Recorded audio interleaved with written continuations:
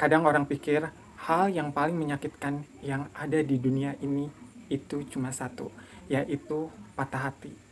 Tapi ternyata ada hal yang paling menyakitkan yang tidak semua orang bisa ceritakan.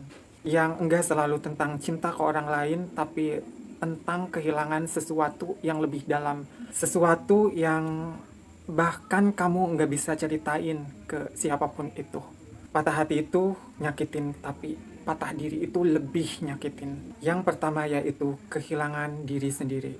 Tahu nggak, itu tuh rasanya kayak kamu bangun pagi, tapi kamu ngerasa udah nggak tahu lagi siapa diri kamu. Kamu hidup kayak di autopilot. Kamu ngelakuin sesuatu, tapi kamu udah nggak ngerasain apa-apa. Kamu kehilangan semangat, kehilangan arah, bahkan kamu sampai kehilangan versi terbaik dari diri kamu sendiri.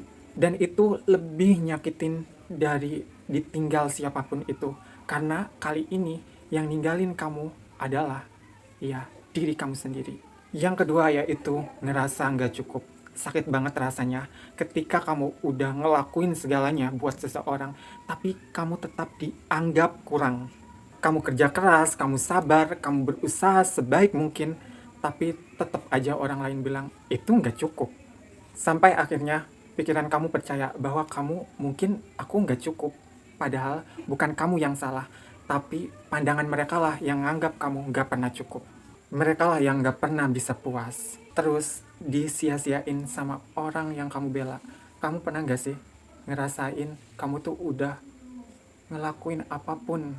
Kamu pernah nggak bela habis-habisan buat seseorang? Ibaratnya kamu udah ngelakuin apapun di dunia ini, tapi ujung-ujungnya kamu yang ditinggalin sendirian. Dan kamu pikir dengan cinta dan kesetiaan buat dia tinggal, tapi nyatanya enggak. Kamu tetap ditinggalkan. Di titik itu kamu belajar satu hal. Kadang orang yang kamu bela justru orang yang bisa aja ngebuang kamu. Selanjutnya yaitu kehilangan bukan karena perpisahan. Kamu pernah nggak ada di satu momen kamu itu berpisah, tapi itu karena waktu ataupun takdir dan juga kematian. Itu tuh rasanya sakit banget. Dan kamu mungkin sedih dan bisa jadi kehilangan arah karena kamu kehilangan seseorang yang kamu cintai itu. Orang-orang yang dulu dekat sama kamu tiba-tiba asing, nggak kelihatan lagi, atau nggak akan pernah berjumpa. Bukan salah siapa-siapa, tapi hidup membawa arah yang berbeda. Dan yang paling nyakitin itu, kamu nggak bisa nyalahin siapapun itu. Yang bisa kamu lakuin cuman ngelihatin kenangan dan kamu belajar ikhlas. Terus ada juga rasa kosong dan lelah.